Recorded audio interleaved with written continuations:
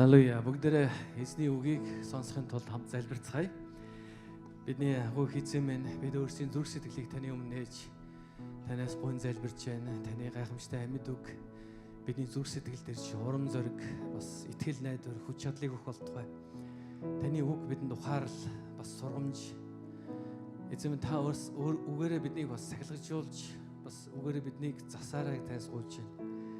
Их эзэмдээ танд үл таалагдах аливаа зүрх сэтгэлийн буруу хандлага гим нүглээ таны хүн бас улаан залбирч байна. Эзэн минь та биднийг уучлаарай. Бидний хийсэн бүх алдаа дутагдал бүхнийг таны хүн бид гимшиж байна бурхан минь. Тэгэд эзэн минь та өөрийнхөө үгээр биднийг шинчлээрэй. Есүсийн нэрээр гуйн залбирлаа. Амен. Амен. За бүгдээ сууцгаая. За сайхан амарцгаасан уу? За Магдалины багийнхантай баярлалаа. За сайн сайхан юу байцгаанда. Одоо хавар ирээд янз янз юм хөдлөөд байна уу гайгүй юу? Хавар болохоор хүмүүс бас нэг тийм сэтгэл санаа бас өөрчлөгдөг тийм үү? Нэг бол дархлаа мархлаа сулраал улам ядраад нэг бол сэтгэл санаа ингээл энэ тентхийн баахан одоо болцоонд явмаар санагдаад ч юм ингээл янз янз болоод байна шүү тийм. Гэхдээ яг бидний хувьд улирал яаж солигдсон бэ? Бидний итгэл хിവэрэ байх хэрэгтэй. Тийм үү? Бидний итгэл бидний дотор Бурханаас өгсөн. Яг л итгэл гэдэг бол Бурханы үгээс төрдөг байна. Тэгэхээр ер нь ямар ч төрлийн итгэл бай. Одоо жишээ нь бидний хүмүүсийн харилцаан дотор ч итгэл ер нь үгээс л төрдөг. Үгийг сонсож хүн итгэл төрж идэг байна. Тэгээ би та бүхэнтэйгээ хуваалцж байгаа сургаал маань болохоор Йошуа номноос явж байгаа танаас санаж байгаа. Йошуа номын эхний 3 бүлгээс бид нар үзсэн. Одоо 4 дахь бүлэг байна. Йошуа номын 1-р бүлэг дээр эзэн хэрхэн Йошуаг удирдагчаар мөшөөгийн дараагийн удирдагчаар томилж байгаа талаар өгүүлж байгаа тийм үү. 2-р бүлэг, 3-р бүлэг дээр нөгөө Йордан голыг гатлахын өмнөх эзэн Йошуа Израильчүүдийг бэлтэж байгаа талаар бид нар 3-р бүлэг дээр Йорданыг гаталж байгаа гайхамшигаар гаталж байгаа тухай ярьж байгаа. Тэгээд тэр их сонирхолтой Йордан голыг гаталсан тэр тухайн үед үертэй байсан гэдгийг Библи маш тодорхой өгүүлсэн байдаг тийм үү. Йордан голыг гатлах үед ингээгүй бурхан сайн одоо инженерүүдээр гүүр бариа гэж хэлээгөө. Тийм үү? Ерөөсөө тийм тухай яриагөө. Тийм. Эсвэл ингэж хэлээгөө байхгүй. За би өөрийн гайхамшигаа үзүүлээд тэр голыг угсаа зогсооч. Тэгээд та нар дараа нь гатлаараа гэж хэлээгөө. Эзэн юу гэж хэлсэн бэхээр миний гэрэний хавдар гэлээ бурхан Израильчүүдийн дунд өөрийн оршихуураа байгаа гэдгээ илтгэж харуулж байсан гэрэний хавдрын тухайч.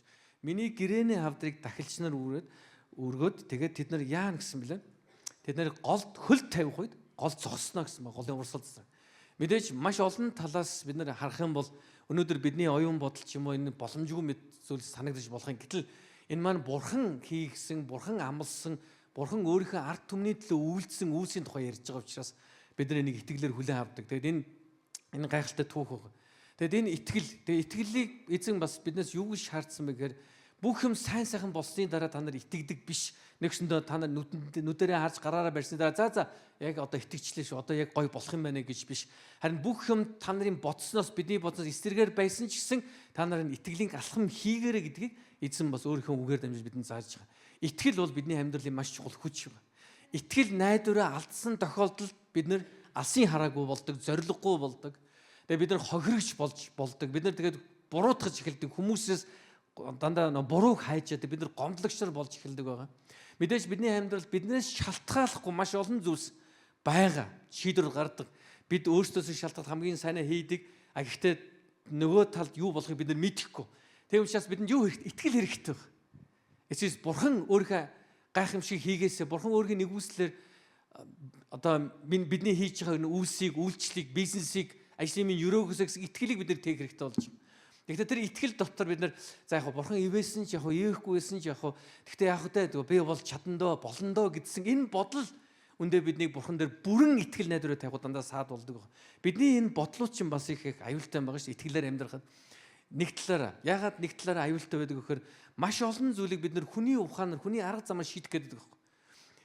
Тэгэхээр хүний ухаан хүний арга зам гэдэг маань нэг талаараа би юу л гэдэг бурханы бидний амьдралд хийж болох тэрний гайхамшигт үүсээс илүүгээр бид нэр өөрснөө аргалж болох арга замыг бид нар хайгаад байдаг гэсэн. Тэгэхээр өнөөдөр та нар санаж байгаа маань монголчуудын дунд байдаг нийтлэг нэг одоо итгэл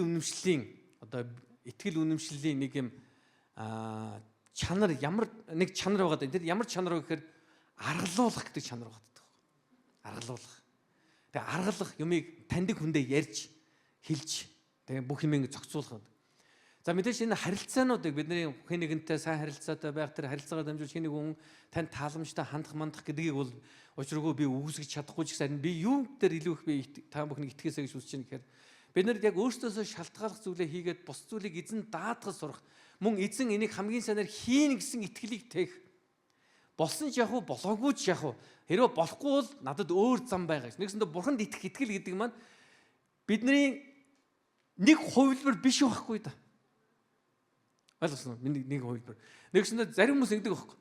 За эхлээд итгэлээ залбирж байгаа. Тэгээ болохгүй бол гэдэг. Тийм байхгүй. Эсвэл зарим нь болохоор за өөрийнхөө явж байгаад бүр болохгүй бол. Үгүй бурхан итгэх гэдэг бол бидний А, Б хувилбарын нэг нь биш шүү дээ. Бурханд итгэх итгэл гэдэг бол үргэлж бидний хамгийн ихний бөгөөд эцсийн сонголт байх хэрэгтэй байна. Израильчууд яг энэ дээр ирсэн. Мэдээж Израильчууд маш олон удаа тэд нар бурханы өмнө буруу амьдрсан. Бурханы тэдний төлөө хийсэн олон агуу гайхамшгуудыг тэд мартчихсан. Эзэн тэдний төлөө улаан тэнгисийг хоёр дэш нь хувааж тэдний хуурай газараа гаргаж яхахыг тэд харсан хэрнээ. Тэд яг амлагдсан нутагт орохын өмнөхөн тэд нар итгэлгүй загинсан. Тэд нар яасан гэхээр чадахгүй мэн болохгүй мэн. Бид нар угаасаа ялагдах юм байна. Ёстой бид нар ямар ч хүч чадал байхгүй. Тэр нөгөө нөхдөө чинь ямар агуу дайчт юм бэ? Бид нар чадахгүй мэнэ гэж тэд нар нөгөө л хүний ухаанаараа бодож өөрсдийнх нь хувьд нүдэнд харагдж байгаа нөгөө хүмүүс нь илүү хүчрэхэг том биетэй зэвсэгтэй эсвэл цайз тэр нөгөө хот суурин газар маш бат бэхлэлттэй үүнийг хараад тэд нар юу гэж харсан гэхээр hey come on тэдний дэрэгд бид нар бол зүгээр зарцаа шиг штэ шавж юм бэ наа. Энэ нөгөө л хүний бодлого. Бид чадахгүй юм байна гэсэн энэ итгэлийг өөрийнхөө дотор бий болгож байгаа. Би л чадахгүй юм байна гэдэг.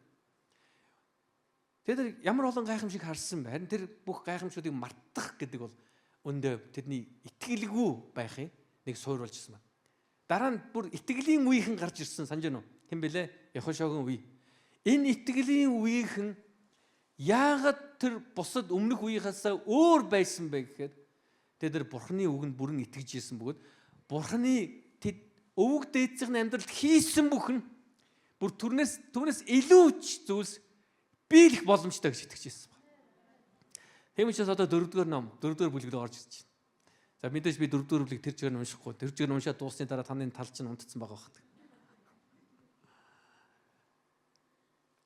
Харин 4-р бүлгээс би хэд хэдэн газрыг би онцолж хэлнэ. 4-р бүлэг яг юуны тухай гэхээр бурхны таны төлөө, бидний төлөө, өөрийнхөө хүмүүсийн төлөө хийснийг бүү мартаа гэж байгаа. Тийм ч өнөөдөр би та бүхэндээ хуваалцах номлын сэдэв бол бурхны үүсийг дурсан санахна гэж. Бурхны юуг дурсан санах гэсэн. Үүсийг дурсан санах нь. За 1-7 дугаар ишлэгийг уншъя. Тэгээд бүгдээ харцгаална. 1-7 дугаар ишлэл ингэж хэлсэн байна. Ингээд үндэстэн бүхлээрээ Йордны гатаж дуусахад Яава Яхошуад 12 овгоос нэг хүн сонгоод дахилчдын зогсож буй Йордны тэхий дундаас 12 чулуу авч өнөө шөнө буудлах газраа зөөж тавь гэж тушаа хэмээн хэллээ. Яхошуач Израилийн овг бүрээс нэг хүнийг сонгон эдгээр томилсон 12 хүнээ дуудаад та нар Йордны дунд байгаа Бурхан Яавагийн авдрын өмнө очиод Израилийн овгийн тоогоор нэг чулуу мөрлөн авчир. Энэ чулуунууд та нарын дунд баталгаа тэмдэг болно. Хожим үр ач нар чинь энэ юун чулуунууд вэ гэж асуух цагт та нар Яавагийн гэрээний авдар Йордны гатлах үеэр Йордны урсгал гэрээний авдрын өмнө бүрэн тасарсан юм. Иймд эдгээр чулуу нь Израильчуудад үрдийн дурсал байгуулна гэж хэлэх буйзаа. Бурхан маш тодорхойгоор Израильчуудад өөрийнхөө ард түмэнд хэлж байгаа юм. Би тааны төлөө юу хийсэн бэ гэдгийг дурсан санаа гэсэн. За энэний өмнөх үеийнхэн яасан бэлээ? Тэд нар бурхан тэдний өмнө гайхамшиг хийсэн ч гэсэн тэд бурхан юу хийж чаддгийг харсан хэрнээ юу хийж чадахгүй гэдэгт тэд нар итгэж чадаагүй байхгүй. Тэд нар үнэхээр мэд амссан уулна амьдралаар бурхан хэрхэн тэднийг Египтийн боолчлоос чөлөөлөхийг харсан. Хэрхэн бурхан тэ 10 гамшигыг Египтчүүдийн дээр буулгаж Израильчуудыг тэнд чөлөөснийг харсан. Тэд хэрхэн улаан тэнгисийг гаталсныг харсан. Хэрхэн Бурхан тэднийг өдөр нь өвлийн багнаар шөнө тийм үү галан багнаар удирдахыг харсан. Бурханы үг, Бурханы гайхамшиг, Бурханы тэдэндээ хамт байгааг тэд нар харж ирсэн. Гэхдээ тэд яг Бурханы хамсан нутагт тийм үү 40 гаруй хоног алхаад орчих байсан газар руу ороогүй. Яагаад тэд нар зүгээр л өөрийнх нь нүдэнд одоо харсандаа итгэсэн байхгүй. Нүдэнд харагдсанд. Одоо энийг бол хийж чадахгүй юм байна гэсэн. Одоо энэ бизнесийг би хийж чадахгүй юм байна. Одоо энэ мөнгийг би төлж чадахгүй юм байна. Одоо би энэ ажлыг хийж чадахгүй юм байна. Одоо энэ боловсролыг би эзэмшиж чадахгүй юм байна. Одоо энэ сургуульд би сурч чадахгүй юм байна гэж. Одоо би энэ амьдралыг авч явж чадахгүй юм байна. Энэ айц. Яг нүдэндээ харагдж байгаа зүйл. Бурхан юу хийсэн бэ гэдэгт тэд мартсан байна. Израильчууд түүхэндээ олон удаа Бурханаас уралж ирсэн байна. Яагаад тэд нар Бурханы юу хийснийг санахгүй, дурсан санахгүй байсан учраас. Үүнийг бас дараагийн үедээ өвлүүлж үлдээгээгүй байсан учраас. Харин энэ үед эзэн дахин Израильчууд хэлсэн байна. Та нар дурсгалын чулуунуудыг авах хэрэгтэй гэж. Тэгээ мөрлөн гэдэг энэ том чулууны тухай ярьж байгаа шүү дээ тийм үү? Энэ зүгээр нэг 12 л очиад нэг чулуу кармалцсан тухай яриаггүй байхгүй. Кармалаа энэ нэг гоё мүлгэр юм байна. Энэ мүлгэр чулуу авчих. Энэ нэг гоё цагаан чулуу ингээгүй байхгүй. Тэд нар яасан 12 тэр сонгогдсон 12. Тэгээд тэр нэг сонгогдсон гэдэг маань мэдээж тэд нар маань нэлээд тийм одоо чадварлаг өдөрдөг юм уу дайчин байсан биш. Тэгээд чулууг аваад мөрлсөн байна гэсэн. Тэгээд ийм хэмжээний чулууны тухай ярьж байгаа. Ийм хэмжээний чулуу яриаггүй л багт заяа. Окей.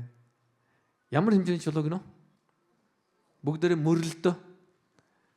Ингэж мөрлөн үстэй. Ингэж хамгийн баг та нэг ингэж ядаж ингэж хоёр талаасаа барих баг. Энэ мөрлсөн баг.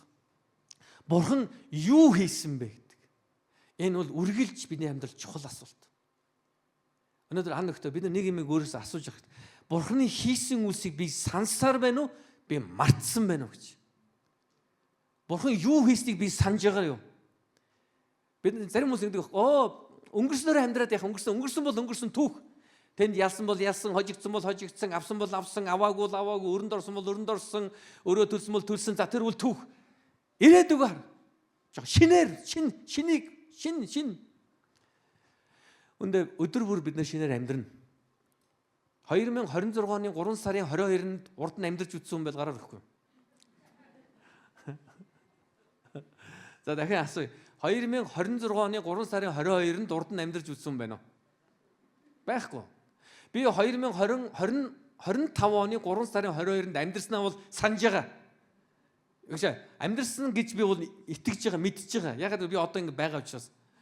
Тэрс яг юу хийснээ би санахгүй байгаа даа л да. Яг тэр 3 сарын 22-нд юу болсон бөмбөд. Ямар ч гэсэн би 2025 оны 3 сарын 22 гэдэг тэр өдрийг бол туулж гарсан нь ойлгомжтой. Тэрийг бол алгасаагүй нь ойлгомжтой. Энд байгаа бүх хүмүүс л тийм баг л да. Бүгд тэр 3 сарын 22-нд өнгөрсөн жил байсан мэт гэж асуудаа. Нэлхий дээр байсан мэт. Цоо шинээр төрсөн байхгүй үстэй бүгд. Яг гоо шинээр төрсөн хүмүүс 3 сарын өнгөрсөн жилийн 22-ыг амсаагүй гэж болох юм. Бид нар бүгдээрээ байсан. Гэтэ бидний хинч яг 2026 оны 3 сарын 22-нд амьдарч үзээгүй байхгүй. Өнөөдөр өглөөл бид нар сэрж байгаа. Гэхдээ бид нар өнгөрсөн олон жилийн турш хийдэг юм хийдэг байж болно. Өмнө урд нь дандаа хийдэг гэсэн хийдэг болно. Гэхдээ энэ бол шинэ өдөр. Шинийн зүйлийн төлөө юу? Мэдээж өдөр бүр шинэ байх болно. Бидний ирээдүй үргэлж шинэ байх болно. Гэтэ нэг юмыг санах хэрэгтэй. Өнгөрсөнд Бурхан юу хийснийг үргэлж санах хэрэгтэй. Өнгөрсөнд. Энд Бурхан ард түмнээ түүний итгэмжтэй байсныг санаж байхыг тушаасан байгаа. Энэ санал байгаагүй. Эзэн ингэж хэлсэн. 12 чулууг ав гэж тушаалаа гэсэн байдаг. Ингэж хэлээг байхгүй. Яг та нар тэрвээ яг хүсвэл зүгээр энэ зүгээр сонголт шүү хүмүүсээ. Та нар өөрсдөө бод. Хэрвээ та нар хүсвэл тэндээс бас нэг ганц хоёр чулуу аваад дараа нь санаж явахгүй юу? Намайг юу хийснийг? Ингэж хэлээгүй шүү дээ. Эзэн юу хэлсэн гэ 12 чулууг голоос ав. Би тушааж байна гэсэн. Яагаад бол би та нарын төлөө юу хийснийг дурсан сан. Энэ дурсгалын чулуу байх болно гэсэн байна. Бурхан таны амьдралд хийсэн бүхнийг санан, талархан, тунхаглах гэдэг бол таны итгэлийг өдөөж өгдөг. Энэ бол итгэлийг өдөөж өгдөг. Тэгэхээр бид нар итгэлээр амьдрын, итгэлээр урагшаа алхахыг гэж ярих үедээ бид нар нэг юмыг үргэлж санаж арах хэрэгтэй. Юу гэхээр өнгөрсөн Бурхан миний хувьд хэн байсан бэ гэдгийг бид нар дурсан санаж авах хэрэгтэй. Бурхан миний хувьд хэн байсан юм бэ? Бурхан намайг хэрхэн өөрчилсөн бэ гэж. Өнөөдөр нэг ингэж ярьдаг байхгүй. Ер нь бол манай Монгол улс чинь одоо ингээд үндсэн хуулиараа бүх хүмүүс шашин шүдэх эрхтэй шүү дээ, тийм үү? Өөр итгэл үнэмшлээ сонгох хэрэгтэй байхгүй. Буддын шашны уу, одоо лалын шашин уу, эсвэл одоо юу гэдэг лээ нөгөөх нь бөө мөргөл үү, эсвэл Христ итгэл үү хамаагүй аль нэг сонгох эрхийг манайх үндсэн хуулиараа олгоцсон байхгүй. Үндсэн хуулиараа бүгд эрхчлээд.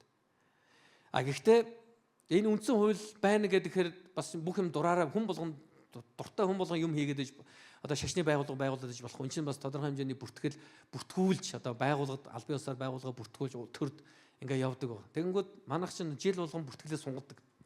Тэгээд нэг юм асуулт асуудаг байхгүй. Дандаа нэг юм асуулт. Ер нь бол хамгийн гол асуулт нь одоо төрийн байгууллагуудаас гардаг. Танах нийгэмдээ ямар сайн юм хийсэн бэ гэж. Тэгээд нийгэмдээ хийсэн сайн юмыг юу гэж хэмждэг вэ гэхээр хичнээн хүнд одоо хоол хүнсний муу хичнээн төгрөгний хэдэн сая төгрөгийн санхүүгийн дэмжлэг тусламж хүмүүст яг бэлэн мөнгөний тухай яриаггүй шүү дээ. Санхүүгээр хүмүүст одоо хоол хүнс тараасан юм уу, бэлгэсэлт өгсөн юм уу, гай гамшигт өрцөн хүмүүс тусалсан юм уу, эмнэлэгт байгаа хүмүүсийг харж хандсан юм уу, одоо тэр бүхнээ одоо мэдүүл үзүүлээд байгаа. Тэгээ тэрэн дээр нь үндэслэж ер нь бол ихэвчлэн бүртгэлийг цааш нь өөрчлүүлдэг баг. Сунгадаг баг. Юун дээр үндэслэн гэнэ үү? Ямар нийгэм ямар сайн зүйл хийсэн бэ гэдэг дээр үндэслэж гэж.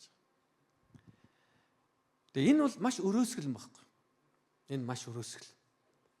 Энэ яагаад өрөөсгөл вэ гэхээр үнэндээ нийгэмд чуулганы хийж байгаа, Христ итгэгчдийн хийж байгаа хамгийн том хөрөнгө оруулалт, хамгийн чухал нөлөө өөрчлөлт бол хүмүүст хоол хүнс тараах биш байхгүй да.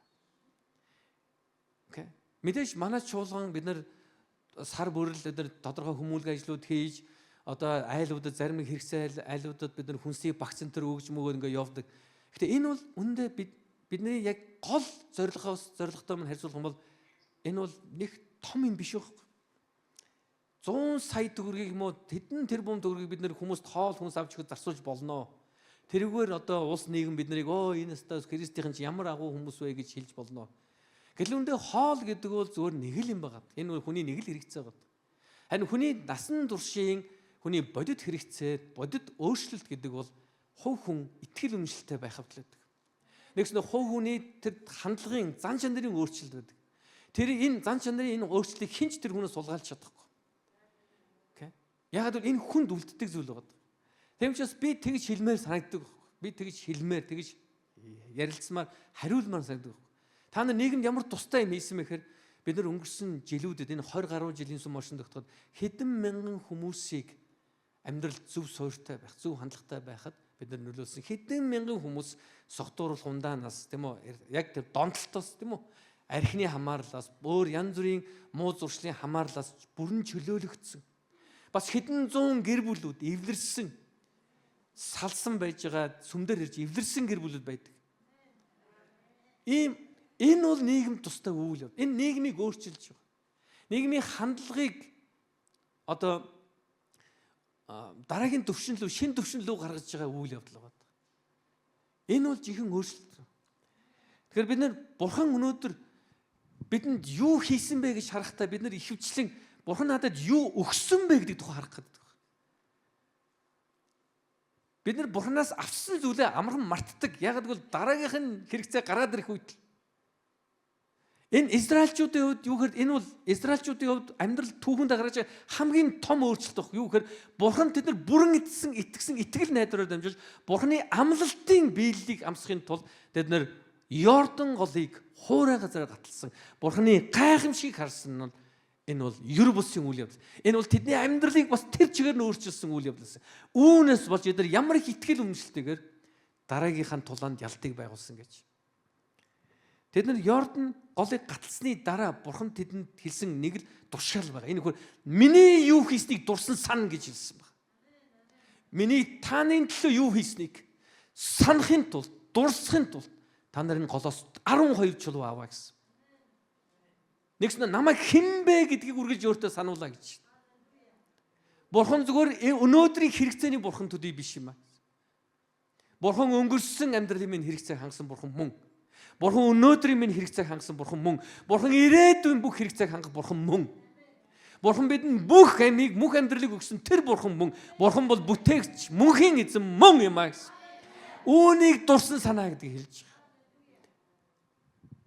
Тэгээд эзэн хэлэхдээ энэ тушаалын тухай. Тэгээд эзэн ингэж хэлээг өргөл өгч хэлээгүй л дээ тэнд. Та нарыг би одоо та нарт би ялалт өгсөн. Та нар энэ үерэлсэн голыг та нар хэрхэн зогсцыг харсан. Тэгээд тэрийг хэрхэн хуурай газар гаталсан. Энэ нэгснээр та нарт би ялтыг өгсөн. Одоо надад өргөл авчираад өгч хэлээгүй. Харин юу гэсэн одоо намайг үеийн үед дурсан сан. Бурхны үйлсийг дурсан санах нь зөвхөн өнөөгийн бидний төлөө байгаагүй. Бас дараа үеийн төлөө байсан баг. Энд юу гэж хэлсэн бэхээр хожим үр ач нар чинь энэ юун чулуунууд вэ гэж асуух цагт та нар Явагийн гэрээний авдар Йордны гатлах үеэр Йордны урсгал гэрээний авдрын өмнө бүрэн тасарсан юм. Иймд эдгээр чулуун Израильчуудад үрдийн дурсал байх болно гэж хэлэх буйзаа гэсэн. Өөрийнхөө үр хүүхдэд дараагийн үедээ гэсэн. Энэ Израильчуудад байдаг их сонирхолтой соёл байхгүй юу? Одоо хүртэл байгаа. 5 дахь өдөр болгон шаббат өдөр тэд нар цугладаг. Шаббат өдөр нь болохоор 5 дахь өдрийн орой 6 цагаас хагас өдрийн орой 6 цаг хүртэл шаббат өдөр байдаг. Тэгэд энэ шаббат өдөр яадаг хөр тэд гэр бүлээрээ цугладаг. Гэр бүлээрээ хамт яг орой хоолно. Тэгээд тэнд юу болдог хөр Бурхны хийсэн үйлсийг тэд нар ярьдаг баг. Тэнд тэдэг гэрийн ахмад түн. Тэгэл хаан усын энэ Йордан голыг гаталсан түүхийгээр ярина. Египтийн болжлоос гарсан түүхээ ярина. Энэ Бурхан хинбэ? Израильчүүдийн Бурхан хинбэ гэдгийг тэд нар өөрийнхөө үр удамд үргэлж сануулдаг баг. Тэгээд та нар санаж байгаа бол түүхэнд Израильчууд газар нутхгүй болж цөлөгт явсан. Тэд нар цөлөгт явахдаа хаанч байхдаа үргэлж Бурханыхаа тухай яриаг тэд нар орхиогүй байхгүй. Орхиогүй. Тэд үргэлж дурсан санаж Бурханы тэр Израильчуудад өгсөн баяр ёслуудыг тэмдэглэж Бурханы агуу гайхамшигыг үргэлж тунхаглаж гайхамшигыг тэд нар талархаж ярьдаг байсан баг. Бидний өнөөдрийн амьдралд Бурханы бидэнд үзүүлсэн ёроол магадгүй хангалт, хангамж энэ нь зөвхөн биднийг сайн сайхан амьдруулахын төлөө биш гэдгийг бид нар ойлгох хэрэгтэй. Бид нар дараагийн үедээ бид нар Бурхан хинбэ гэдгийг өвлүүлэх хэрэгтэй. Энэ итгэлийг, энэ ойлголтыг мэдээж бид нарыг хинч хүчээр хүүхдүүдэд цөмд яв гэдээ явуулчихгүй шүү дээ. Цөмд яв гэдээ явахгүй хүүхдүүд зөндөө байдаг. Байга. Одоо манай сүмийн хүмүүс ийм асуудал зөндөл байгаа. Надад ирэл хүүхдүүд биш сүмд явдаг ба пастраа. Одоо яах вэ? Тэгэл ярина одоо өөр яах вэ? Бид нар хийж чадах юм байна. Үлгэр дуурайл үзүүлэх хэрэгтэй. Манай эхнэр битэр ч гэсэн тэгжээс шүү дээ. Битэр ч хүүхдүүдээ бага вахт нэртэй дөрөв ямар сонголтохгүй аваад ирдэг гэсэн хүүхдийн цуглаан моглаантай авчирна. Хүүхдүүд маань байнга л бид нар таамд явна. Тэгээ жоохон том болоод нэг 10 11 нас хүрээд ирэхэд бид нар бас асуудаг гэсэн. Миний хүүхдүүд явах юм уу? Үгүй хэр үлдээчдэг гэсэн. Тэгээ зарим хүмүүс гайхдаг гэсэн. Пастор сони хүүхдийн сүмд авчирдаг. Одоо хүртэл тэгж бодог хүмүүс байдаг шүү. Пастрын хүүхд сүмд явахгүй гэхээр бүгд тэгээ манай хүүхдүүд сүмд явж байгаа л доо. Тэдний сонголт байсан байхгүй. Явах уу гэд явна гэхээр аваад ирдэг байсан. Явахгүй гэхээр үлдээчдэг байсан баг. Тэгээ заримдаа ингээд яг хийж байгаа маань зөв буруу би сайн мэдэхгүй л байгаад байна. Яа ингээд сүулдэ бүр Бурханаас холдчихгүй гэж санаа зовж исэн үеч байдаг. Гэхдээ нэг л зүйлийг ихнэр битэр хоорондоо үргэлж ярьсан баг. Хоёлаа ер нь бол хүүхдүүдтэй Бурхан хинбэ гэдгийг мэдүүлэх хэмжээнд амьдрий. Одоо гол юм нь тэднэд Бурхан хинбэ гэж ярихаас илүү хоёлаа яг бурханлаг амьдралаар амьдрахыг хичээ зорий. Мэдээж ихнэр битэр төгс амьдраагүй л дээ. Төгс үлгэр дурайл байж чадаагүй л дээ. Гэхдээ л альва хүнд асуудал төр хүнд бэрхшээлийн дунд үргэлж Бурханы тал сонголт хийж Бурхан хинбэ гэдгийг ярьж Бурханы өмнө залбирахыг үр хүүхдүүдэд авчиж суулгаж хагаад манай гэр бүлд ийм хүнд үед ирж хамт залбирая. Хамтдаа залбирая гэж сууж явах тэр үеуд одоо эргээ ботход энэ үеуд хүүхдүүдэд нь Бурханд идэх итгэлийг бас жижигэн үрийг суулгасан болов уу гэсэн. Одоо манай хүүгүүд бүгдээрээ сүмд явж байгаа. Эзэн үнэхээр таалархаж байна. Гэхдээ цаашдаа сүмд явах уу би бол бас мэдэхгүй. Цаашдаа сүмд яваасаа гэж үнэхээр итгэж байгаа, хүсэж байгаа. Гэхдээ эцэст нь насан турш хүмүүсийн өөрсдийн сонголт байх болно. Бид нар зөвхөн өөрсдийн төлөө амьдраагүй гэдэг. Хойч үеийн төлөө амьдарч байгаа. Манай нэг найз пастораас асуусан мэл нэг хүн. Манай монголчууд бүгд буддын шашинтай, бид нар чинь шарын шашинтай хүмүүстэй. Чи одоо гадны шашинд итгээд Христ гэдэг одоо ингэ тэнэгтэд яваад иж болж байгаа юм уу? Яг тэнэгтэгдэг үг хэлээгүй байхаа заяа. Би жоохон хүч оруулж нэмж байгаа шүү заяа. Одоо ийм маягаар ярьсан байна. Тэгсэн нөгөө найз маань ингэж хэлсэн байна. Яг би тэр ингэж хэлсэн. Манай өвгдөөс бол одоо тэнэг хүмүүс биш миш ямар шашин сонгоо мэддэг зэддэг гэл ингээл яриад тийм учраас ингээ будын шашныг оруулж ирсэн байхгүй гэл ярьсан байна л. Тэгээ нөгөө найз маань сонсож чана за ойлголоо баярлалаа. Тэгээ би бас түүх уншдаг. Би түүх мэднэ. Тэгээ манайхан хэрхэн будын шашныг авсныг би мэднэ. Тэрнээс өмнө ямар шашин бас байсныг ч мэднэ. Тэгээ Христ сэтгэл чинь тэрнээс өмнө байсан ш тийм үү? 7 дугаар зууны үед бол төв хацд байсан Христ сэтгэлийг мэднэ. Их Монгол улсын үед хамгийн хүчрхэг одоо итгэл үнэмшилтэй бүлгүүд маань хэн байсан? Дандаа Христ итгэлтэй хүмүүс л байсан. Тэр бүхэн мэднэ. Тэгээд ингээд тэр найз маань яг ерөнхийдөө юу гэж хэлсэн бэ гэхээр би бас тэнэг хүн биш. Би бас эрдэмтэй хүн. Би өөрийн гэсэн мэдлэг босролтой хүн. Би өөрийнхөө хэмжээнд хийсэн судалгаа, мэдлэг энэ бүхнээ ашиглаад Христ итгэл зөвхөн надад өгдөг. Миний үр хүүхдүүд хэрэгтэй юм байна гэж би үзсэн учраас би өнөөдөр өөрийгөө Христ итгэлт хүн гэдгээ одоо Христ итгэлт хүн гэдгээ би хүлээн зөвшөөрч бас үр хүүхдтэй энэ итгэлийг зааж байгаа юм.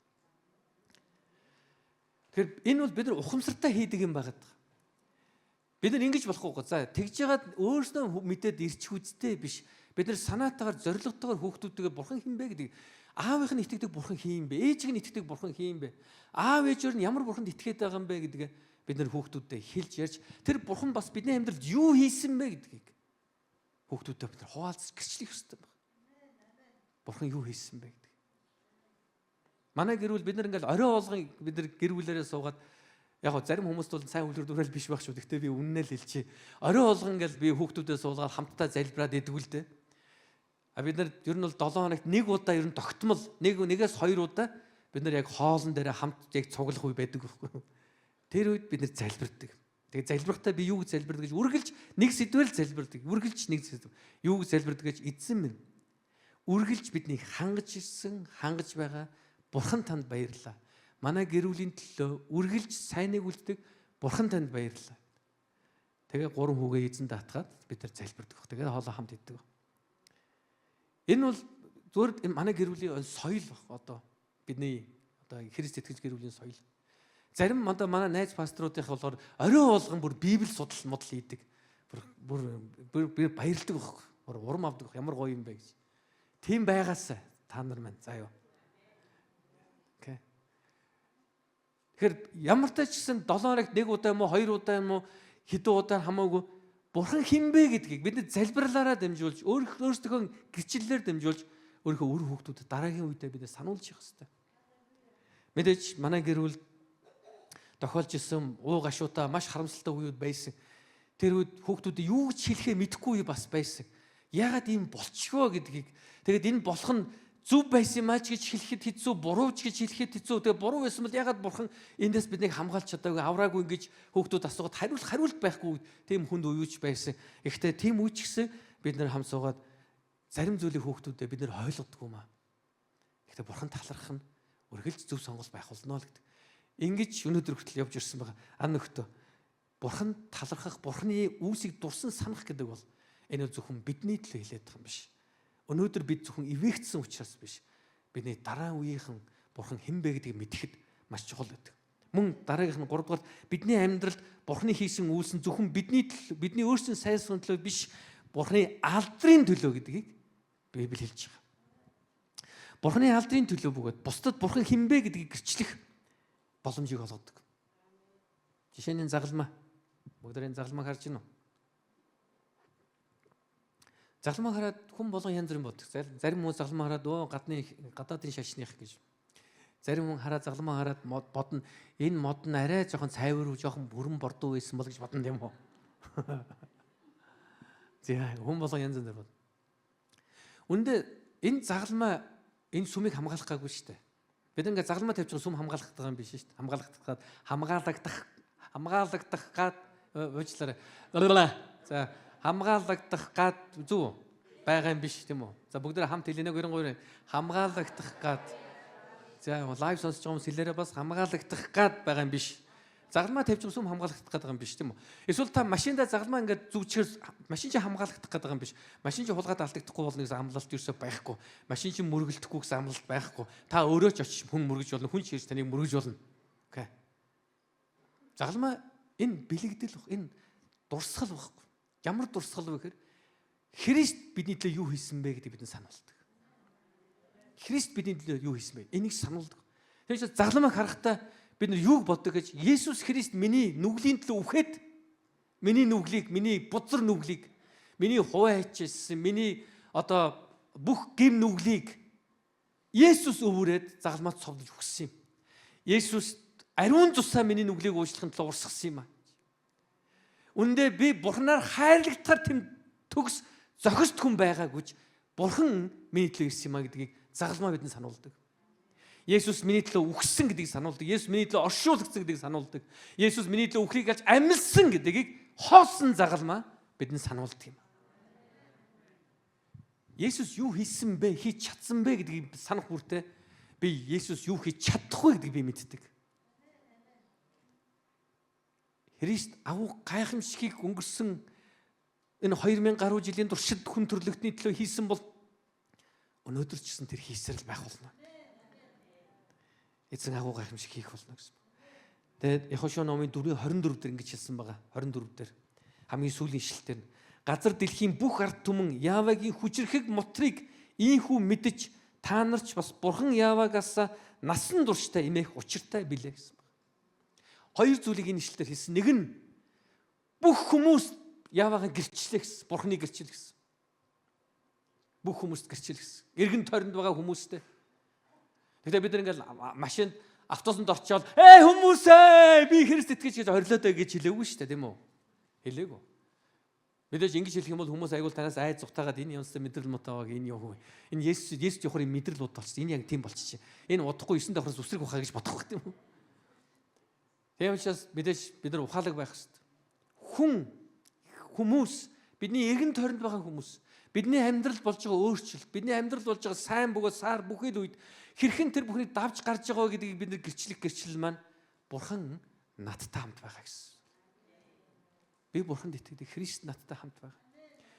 Хэн нэгэн тантай магадгүй хамт бизнес хийж байгаа хэн нэгэн хүн танаас яана энэ хөрөнд орчод одоо яана гэж хэлэх үед миний Бурхан надтай хамт байгаа. Энийг давж гарах хүчийг Бурхан өгнө гэсэн. Энэ итгэлээр бид гэрчлэх. Яагаад гэвэл миний өнгөрсөн амьдралд маань, өнгөрсөн цаг хугацаанд Бурхан хэрхэн намайг ивэснийг, Бурхан надтай хэрхэн байсныг, ямар хүнд бэрхшээлүүдийг давж гарахад Бурханы үг надад итгэл үнэмшил хүч чадал өгснийг би мэдчихэж байгаа, би санаж байгаа. Энэ бол хизээч үл өөрчлөх зүйл юм а гэдгийг бид нар санах хэрэгтэй. Түүнийгээ бид нар ярих хэрэгтэй гэсэн үг. Тэгм учраас энэ бид нар мэдээж хүн бүхэнд очиод бид нар дэлхийгээр нэг тийм танихгүй бүх хүмүүсийг уурын хүргээд яриад ахас гэдгээс илүүгээр өнөөдөр бидний амьдралд ялангуяа бидний амьдралд Бурханаас зөвшөөрсөн хүмүүсийн учрал бүрд бид нар Бурхан хинбэ гэдгийг гэрчлэх нь энэ бидний үүрэг юм аа.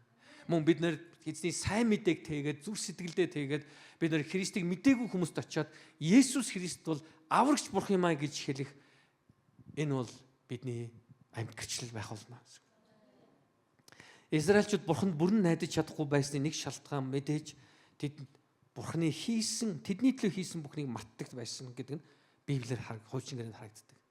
Тэгэд Бурхан тэднийг авраад байхад, чөлөөлөд байхад тэд нар яасан бэлээ? Тэд нар өөрсөндөө шүтэн хийчихсэн баг. Шүтэн хийчихсэн. Тугал, алтан тугал хийгээл.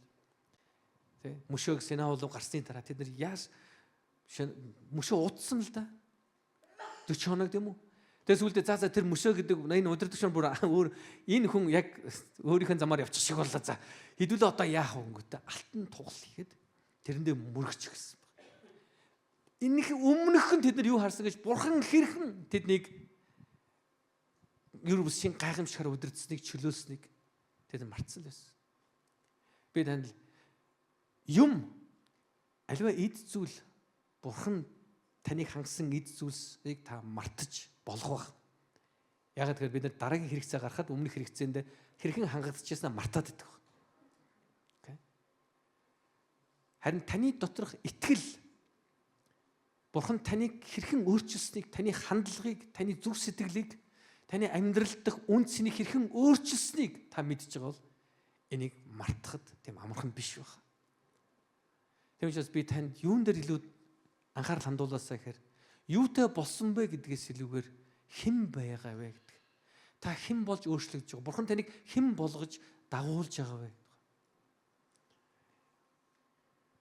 санан дурсах нь маш чухал. Бурхан юу хийснийг мартах ёсгүй гэдгийг хэлж байгаа. Бурханы хийсэн үйлс нь цаг хугацааны дагуу үн цэнэгүй болохгүй маа гэдгийг хэлж байгаа.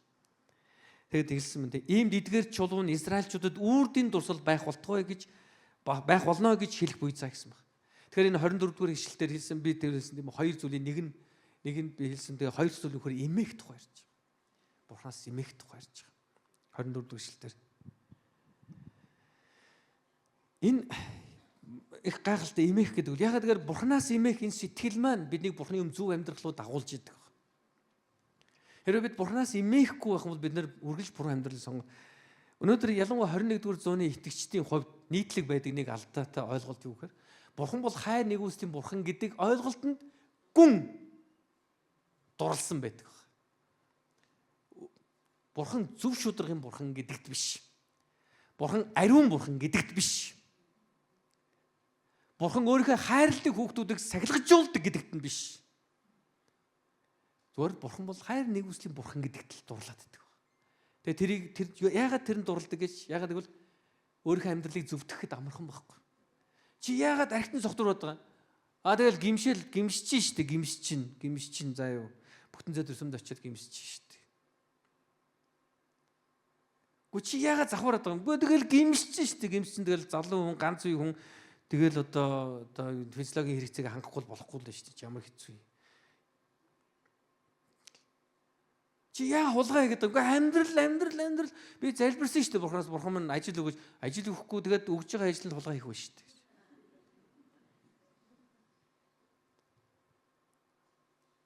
Тэгээд тэрийг юу гэж хэлэхээр Бурхан нэгүслийн Бурхан учраас, Бурхан хайрын Бурхан учраас, Бурхан бүх хүнд хайртай учраас, Бурхан бүх хүнийг хайрладаг учраас, болцолгүйгээр хайрладаг учраас. No. Үнэхээр энэ бол буруу теологи, энэ буруу ойлголт. Библиэлд Бурхан яг болцолгүй биднийг хайрладаг гэсэн үг бол байхгүй. Тийм үг ерөөсөй байхгүй шүү дээ.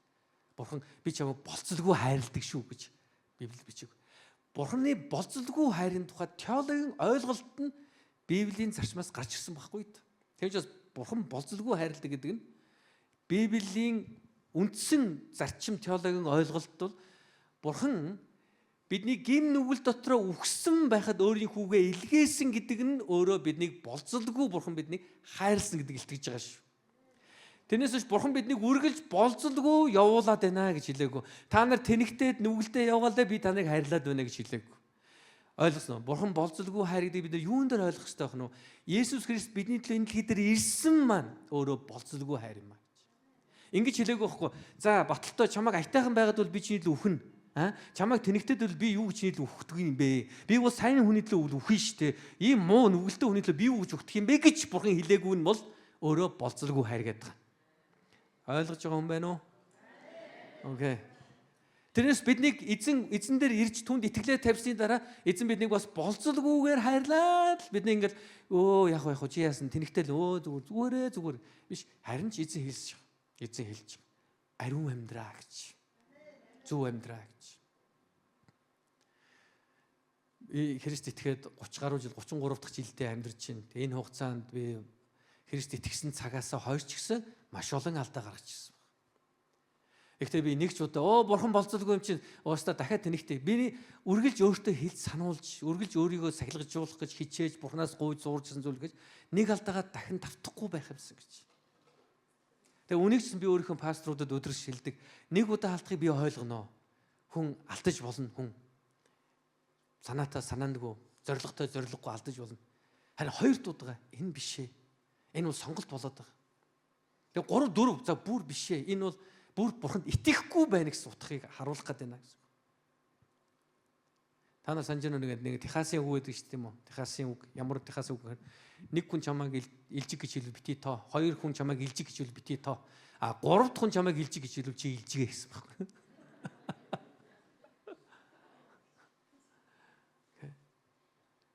Тэгэхээр бид нэг удаа алдах буруу зүйлийг сонгох гэдэг бол нэг асуудал. Харин удаа дараа буруу юмыг сонгоно гэдэг бол энэ өөрөө юу вэ? Илжиг байна л гэсэн.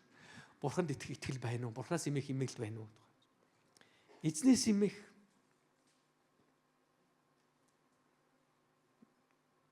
Бид нар Бурханаас имэхгүйгээр эзний итгэлийн замаар бид бидэнд өгсөн итгэлийн замаар амьдрч чадахгүй.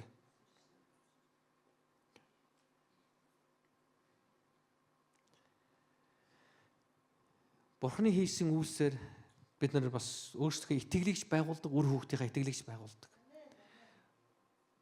Тэгэхээр та машинда загалмаа тавьж болно. Би ер нь машин ундаг болсноосоо хойш нэг ч удаа ер нь бол би машинда янз бүрийн үлгэж байгаагүй байхгүй. Загалмаа молгож үлгэж. Яг зүгээр л энэ миний л хувь чанар шүү. Би тийм дургу байхгүй ингээд машин яг нэг одоо нэг юу гэдэг лээ нэг тойл нэг юм ингээд юм санжигнаад байгаа надад түүхтэй. Ялангуяа нэг манай ирчүүд бид нар чинь нэг юм дээр онц төвлөрдөг хүмүүс хажууд нэг мэрлээд байхаар саадтай. Тэгээ тэрнээс ч болдго юм уу мэдэхгүй. Ер нь би загалмааж тавьж байгаа юу ч тавьж байгаа.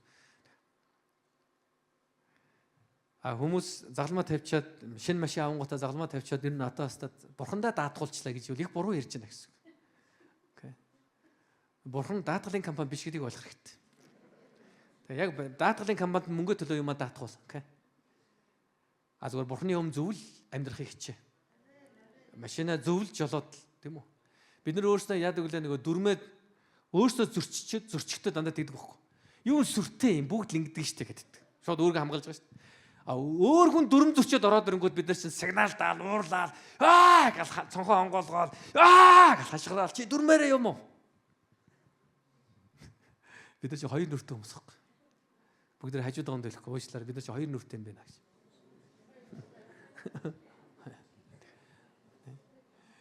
Ер нь ихэнх хүмүүс өөрсдөө нэг нүртэй гэж боддог байхгүй. За энэ их том алдаа ш.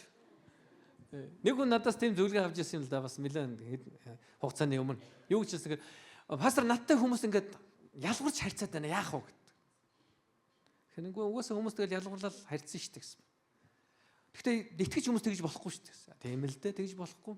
Библи угаасаа бити тэгээсэй гэж хүсэж байгаа. Заадаг. Тэхгүй төлөө бид нар суралцж байгаа. Тэгтэл та ч гэсэн үн ялгарладаг л үстэй. Үгүй би ер нь аль болох хүн болгонд адилхан харьцгаад. Тэг. Энэ хүмүүсийн талаар юу гэж бодож? Тэр чинь онцгүй хүмүүс шүү дээ. Одоо энэ байхгүй юу? Одоо ингээл ялгарл бий болж байгаа байхгүй. Та өөрөө хүн ялгадаг мөртөө хүн тантай ялгаад харьцахаар уурлаад иж болохгүй ч дээ. Хүн тантай ялгаад харьцсан та бодох хэрэгтэй байна. Надад ямар нэгэн буруу байгаа юм байна даа л гэж. Энэ хүнд нэг таалагдаагүй юм хийчихжээ. Эсвэл энэ хүний бодоогүй юм ин одоо юу гэдгийг санаагүй тэр юм ин би хийсэн ч юм уу. Одоо ямар нэгэн байдлаар би буруу хийсэн байна л гэд бодох хэрэгтэй. Гэтэ тэрний хойноос хөөцөлтөө бол би яг яасан чи яагаад ингэж байгаа. Уус энэ дуусахгүй тийм үү?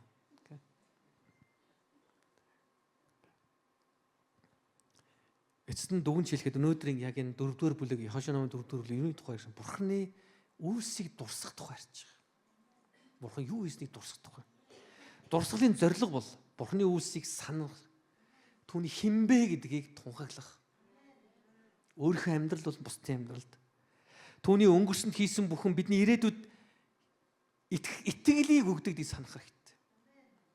Нөгөө хүмүүсийн хооронд итгэлцэл бий болдог шалтгааны өөр өнгөрсөндөө туулж байгаа юмнаас болдог шүү дээ. Би байнга таныг хуураад хулигтаад байх юм бол надад итгэхгүй шүү дээ, тийм үү? Байнга ингээл нэг 10,000 өгчих, маргааш өгөөл алга болоод нэг 20,000 өгчих би нийлүүлээд 30 болгоод дараагийн 7 өг өгье гэж хэлээд алга болоод дараа нь 40-ыг өгч 70 болгоод дараа нь ингээл ярих юм бол энэ бол ингээ яваад бол хүн итгэхгүй шүү дээ. Сүүлдээ тийм үү? За яг 2:30 бол яах вэ гэж бодоод сүүлдээ 40 50 за үгүй. Хойлоо бусдаараа бууз шууршиг явъя л гэдэг ингээ тийм үү? Ингээ явна. Окей. Хэрвээ хүн 10-ыг аваад өгчих юм бол хүн 20-ыг зээлэгдэнд буцаагаад өгчих юм бол хүн 30-ыг зээлэн буцаагаад өгчих юм бол ингээ явна. Итгэл зэрэг хөгждөг. Гэхдээ мэдээж ямар ч харилцаа төгс харилцаа гэж байхгүй. Бид нар биенийхээ итгэлийг эвдэлдэг. Эхнэр нөхөрч гэсэн биенийхээ итгэлийг эвдэлдэг. Санаад байгаа санаандгүйр заавал биенийхээ итгэлийг эвдэлнэ гэдэг нь нүгэлтэй холбоотой зүйл биш. Харилцаа, ойлголцол, биенийхээ хүлээн зөвшөөрөх, дэмжих. Эхнэр нь ингээл одоо нөхөр маань намайг хурж ирэнгүүт нь би нөхөртэй хэлнэ. Би ийм хийцэн. Тэнгүүд нөхөр маань баярлал. Өө миний хань ямар гоё хийсэн мэ гэж хэлэндэ гэж бодоод эхнэр нь бөө сэтгэл санаа нь хөдөлсөн. Нөгөө авсан юм ангал та нөхөртэй харуулах гал гайхуулах гал байж нөхөр нь орж игээл оо ханаа би ийм авсан. Юу өр мөрөө яа гэж яах юу авцсан ингээл ингээд ирэхээр хүний сэтгэл ингээд хугарч идэг. Тэ ирчүүд адилхан шүү дээ. Ирчүүд чинь бас ингээл эрэгтэй хүн хизээч машиндаа авсан юмаа их нэртэй гайхуулж болохгүй. Зөв энэ хатуу дүрмийг ойлгочих та нар ирчүүдээ. Тэрийг зүгээр дууга орхи. Ойлгосноо. Яг гоо эхнэр чинь бас адилхан техникийн тэм сэтгэлгээтэй тийм сонирхдаг бол болно. Тэгээ хамтын шийдвэрээр хийсэн бол бүр болж байна. Тийм биш бол ерөөсөө яриад нэмэр байхгүй. Ярьсараа л та өөрийнхөө үгэнд ороогдно. Тийм дими яриануд л би орж исэн байхгүй. Манай эхнэр хизээ сонирхгүй мэдсэн ирнээл ингээл нэг ийм аваад гэнэ. Өө тийм үү ямар гоё хийдэв гэл тэгэл юм чи юу болоод эхэлчих юм чинь. Үний дүнлөө яваад ирэхэр чил юм чи одоо тэгээд. Тэгээ маш олон ийм асуудлууд байна шүү. Тэгээд надад санд хэлж байгаа ирчүүд байна уу? За тий. Окей. Тэгээ мэдээж би ингэж хэлж байгаа нь эхнэрүүдээ хуураад л нууцаар л офшор данс үнсгээд яваадаа гэж хэлээгүй шүү заа юу. За ямар нэгэн байдлаар ер нь бол эхнэр чи анзаарахгүй байж байгаа хэрэгтэй. Энэ нөө анзаарахгүй ер нь анзаардгүй. Тэр обууд өөрчлөгдөөгүй анзаарахгүй заа. Юу байсныг мэдчихгүй. Тий. Би ч бас нэг дууных обуудыг сольчод эхнэртэй ийм болсон гэж ийм байгаагүй мө гэж байгаа чи. Тийм тэгэхэр ч одоо тийм хүнд ч одоо би яг ирчүүдтэй л гайхуулъя заа юу. Тэгээ машин дээр янз бүрийн очоод надад гайхуулаарай заа юу. Надад л зураг мөрөний явуулаа. Пастра машин юм болгоцсон шүү. Би өөртөө магтаж өгнө шүү. Тэгэхээр дурсгал гэдэг юу хэлээд байгаа гэхээр дурсгал маань болохоор яг сургаал руу орж байгаа шүү дээ. Дурсгал нь өнгөрснийг бид нэр бурхан миний амьдрал юу хийсэн бэ гэдгийг санах бүртээ бурхан ирээдүйд юу хийж чадах вэ гэдэгт бид нэр улам итгэж идэг байна. Тийм ч бүгд итгэлээр амьдрцгаая хүмүүс. Амен. Өнгөрсөн жилүүдэд амьд өгсөмдөр олон хүмүүс ирж идгэрж ирсэн. Махан бие идэрлийг авч ирсэн. Тийм ч ирээдүйч одооч ирээдүйч бурхан олон хүмүүсийг идгэж чадна. Би итгэдэг. Амен. Итгэдэг. Амьд өгсөмдөр ирээд олон хүмүүс өрнөөс гарч ирсэн бас. Үнэхээр сонирхолтой. Бүр нэг 800 сая жилийн 900 сая төгрөгийн өртөө гэж орж ирчээд 2 жилийн дараа өрөө төлцөө гэж зогсчихсон. Үнийг би харж ирсэн.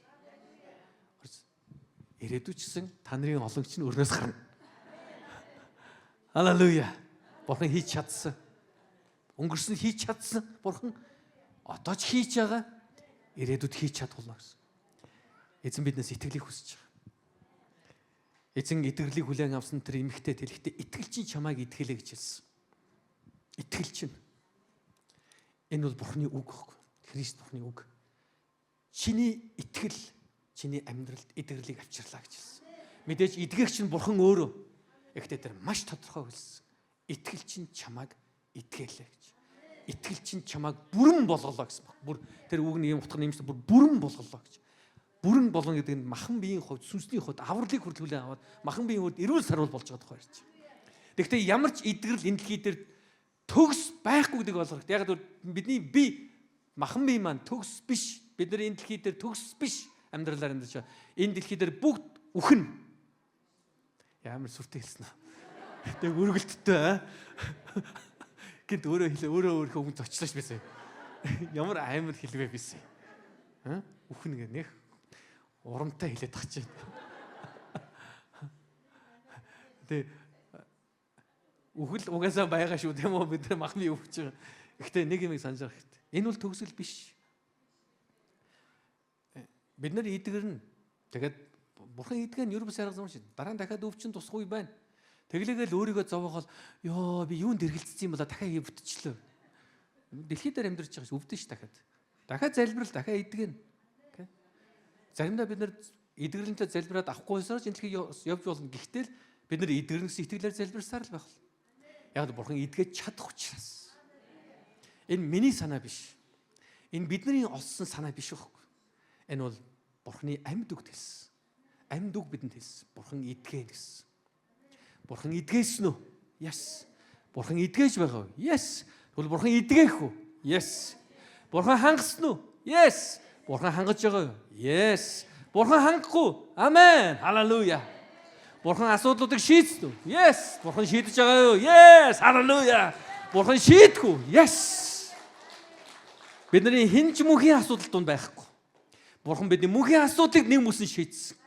Тэр бидэнд тамийн тэр шүүлтээс тамийн ялаас чөлөөлж бидэнд мөнх амийг өгсөн юм. Тийм учраас ан нөхдөд энэ дэлхий дээр юунд ч бүс санаа зүв. Итгэлээ бурхан дээр тавь. Бурхан юу хийснийг дурсаж, бурхан юу хийж чадахыг тунхаглаж амьдарцгаая. Бүгдээрээ босцгоё.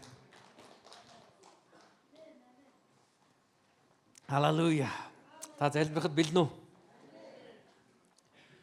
Бүгдээ яг одоо саний үгийн дагуу хамт залбирцгаая. Тэгэд өнөөдөр бас хэрвээ хэн нэгэн өвчтөй байгаа бол бас тэр өвчтөй хүний төлөө бас залбирч өгье.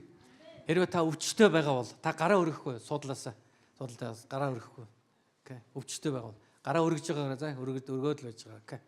Тэр өвчтөй байгаа хүмүүстэр би очих гар тав залбирч байгаа байхгүй заа. Тийм ч өвчтөй байгаа хүмүүс гараа залбируулаарай за хамт залбирцгаая. Халелуя.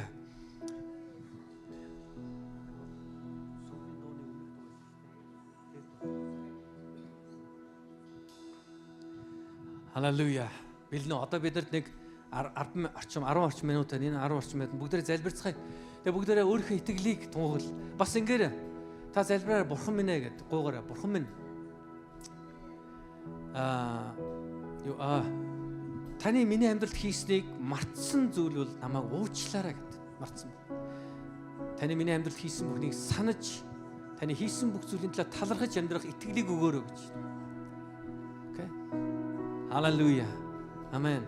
Тэгээ сая өвчтөй хүмүүс гараа өргөөрөө заяа бус нь гараа буулгачаар заяа одоо яг идэрлэн залбир. Энд байгаа манай пасторууд маань бид нэр таны дундуур яваад гараа өргөж байгаа хүмүүсийн дээр бас гар тавь залбирх юм. Тэгээ бүгдээрээ бас эзнийг магтан дуулцгаая. Халелуя. Тэгээ гараа өргөж байгаа хүмүүстээр очиод манай пасторууд залбирж өгнө шүү. Тэр дээгүүр бас дээшээ хүмүүс байх шиг байна тийм үү? Халелуя. За тэг болдоо пастора. Болдоо пастор та дээшээ гарчих уу? Та дээшээ гарчих тий. Дээр байгаа хүмүүсийн л залбирч шүү. Халелуя. За тэг бүгд хамт эзнийг магтан дуулъя.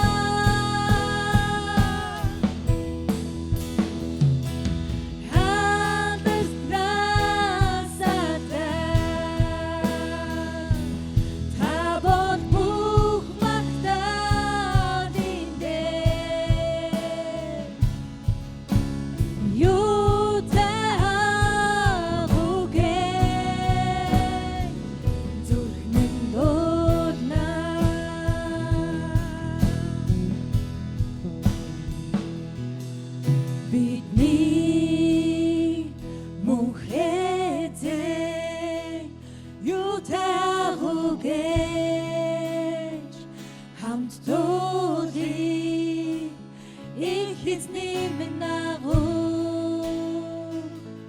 хүмбүү харж багтнаа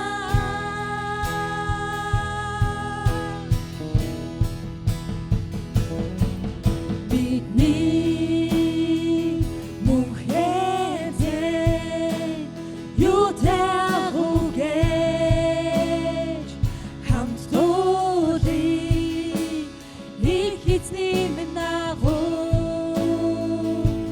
хүмбүү харж багтнаа